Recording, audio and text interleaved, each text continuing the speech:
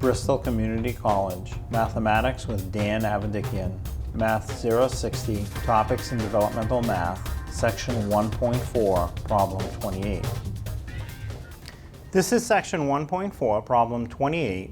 It says, in addition to dieting, Ken decides to spend 20 minutes a day on the exercise bike. On one particular day, he notices that he's been pedaling for 8 minutes. How much time does he have left on the bike? So this becomes a subtraction problem. You'll take the 20 minutes total that he intends to spend on the bike for the day, and you'll subtract off the 8 minutes that he's already spent so far. And as you write any subtraction problem, you want to write it so that the rightmost digits of each number line up vertically, the way I have it written on the board. So now as I start in the rightmost column of digits, I want to do 0 minus 8. Well, I need to borrow because I can't subtract 8 from 0. So I will go over one column of digits to the left, find the number in the upper position, and you see that it's 2. I will cross it off and reduce it by 1 down to a 1.